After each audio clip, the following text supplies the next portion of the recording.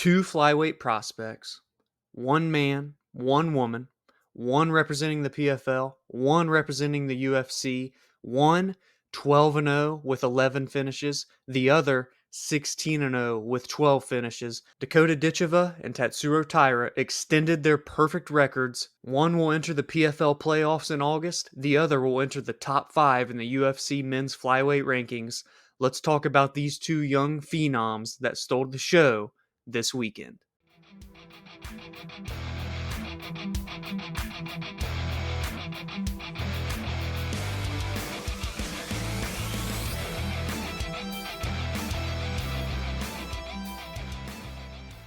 January of 2000, Tatsuro Taira, 24 years young, just got the biggest win of his career against the biggest step up in competition. He took on and took out the number 5 ranked former title challenger, Alex Perez, in what was Tatsuro's first UFC main event, and he passed it with flying colors. Taira is now 6-0 in the UFC since entering the promotion back in May of 2022. 4 of those victories are by finish, and none bigger than what happened at UFC Vegas 93. Now, let's talk about this finishing sequence because it was definitely something unique, something different that we do not see very often. This happened 2 minutes and 59 seconds into round 2. Heading into it, all the judges had Alex Perez up 1-0 on the scorecards, albeit that first round was very competitive, very back and forth, and fought predominantly on the feet. Taira, known for his grappling and submissions, held his own, was going toe-to-toe with Perez. Perez just got the upper advantage in a few more of those sequences, which got him the round on the judges' scorecards. Then we move into round 2, and Taira locks in the body triangle, not on the ground, but on the feet, wraps himself around Alex Perez like an anaconda, and does some sort of takedown sequence that we literally just don't see very often in this sport. This was some high level stuff. So this fight ends due to a TKO knee injury as Tatsuro was pulling his weight to bring Alex Perez down. It had Perez fall a little bit wonky and it messed up his knee. That is what led to the stoppage. So I see some people saying it was just a freak accident. Tatsuro gets a victory, but he didn't really do anything to do it or earn it. Excuse me. He lost the first round, yada, yada, yada. Then there's another side of the community that's saying this injury happened because of the techniques that were being used by Tatsuro Taira. I would lean to the latter there because this was something that I don't recall ever seeing, especially for sure over the course of this 4-year podcast or near 4-year podcast.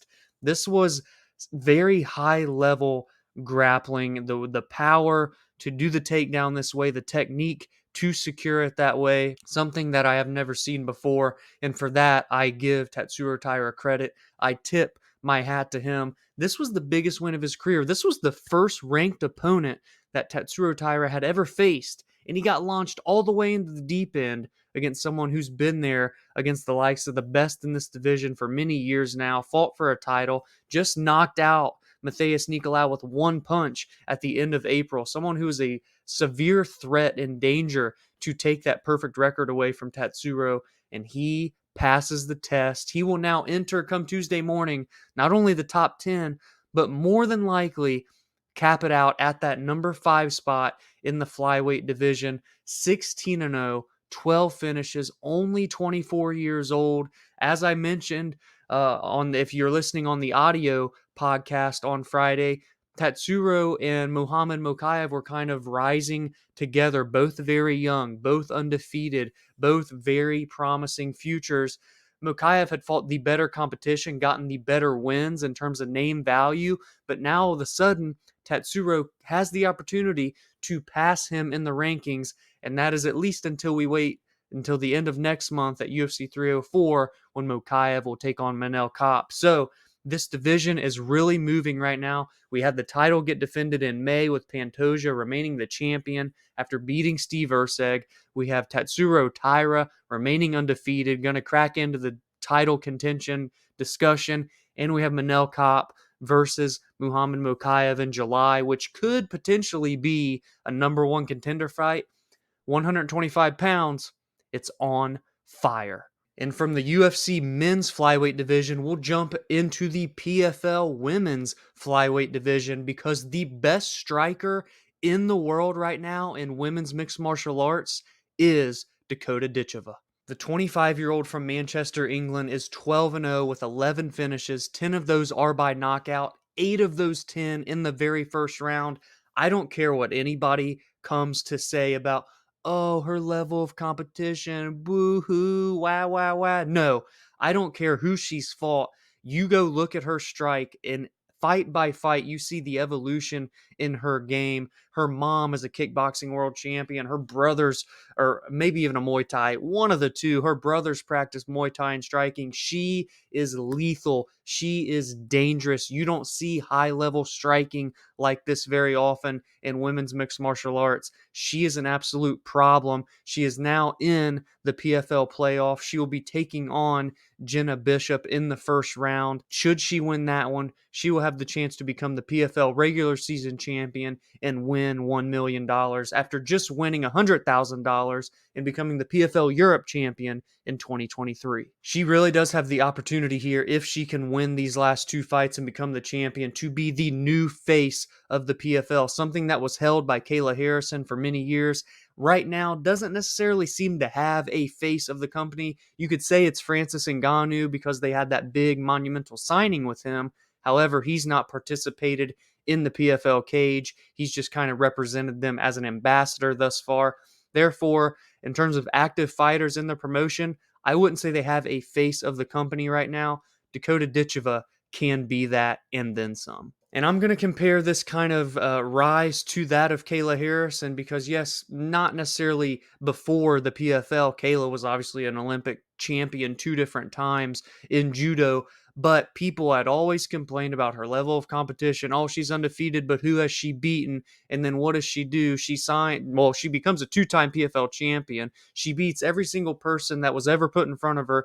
Yes, even Larissa Pacheco, the only person to beat Kayla.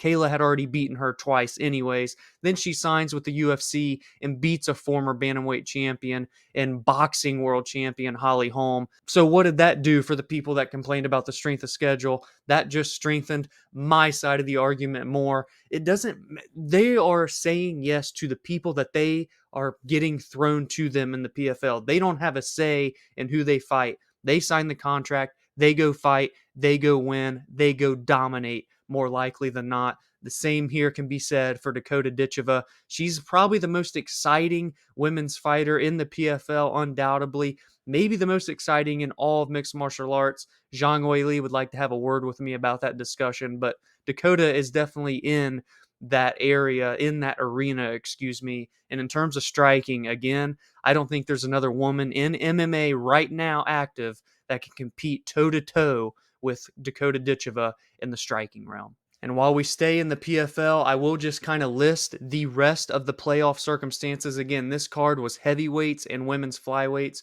You heard me already say that Dakota Ditcheva held the number 1 spot. She will be taking on the number 4 seed Jenna Bishop.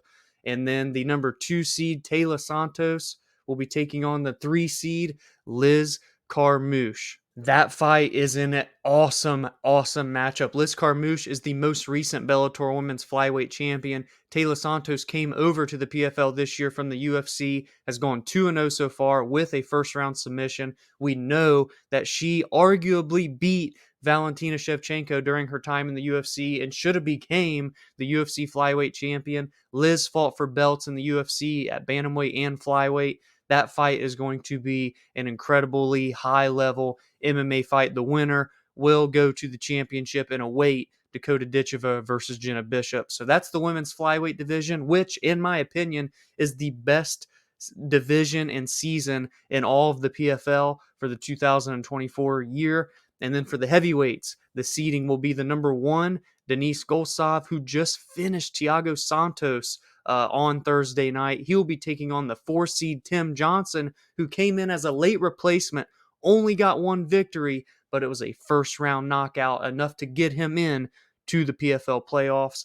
And then we have the 2 seed Oleg Popov taking on his teammate, number 3 seed Valentin Moldavsky. So 3 of the 4 fighters in the heavyweight division hailing from Russia. And then we have Tim Johnson out of the U.S. For the women, Dakota Ditcheva representing England, Jenna Bishop from the U.S., Liz Carmouche from the U.S., and Talia Santos from Brazil. So a good mixture of worldwide talent. I will always tip my hat to the PFL and Bellator for what they can do on the international scale, especially when they travel. So that is what we have for the heavyweight and women's flyweight divisions. That will happen August 2nd in Nashville, Tennessee.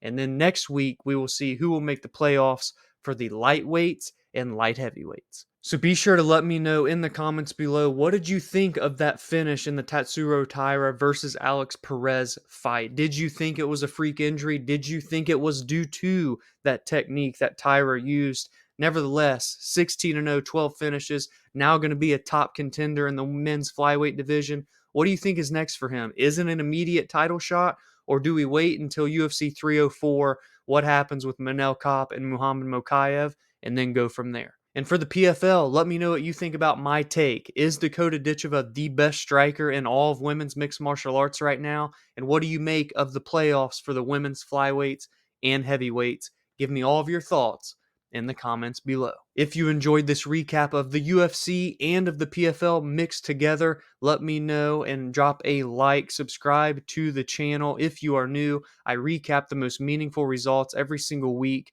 I break down and preview the biggest storylines heading into every fight, and I give my thoughts and opinions on MMA news and fight announcements. Be sure to join the community on social media at the BAJ MMA and follow on your favorite audio podcast platform like Spotify and Apple. If you like long form audio episodes, they drop every Friday and Monday. Have a great rest of your day, and I will see you in the next video.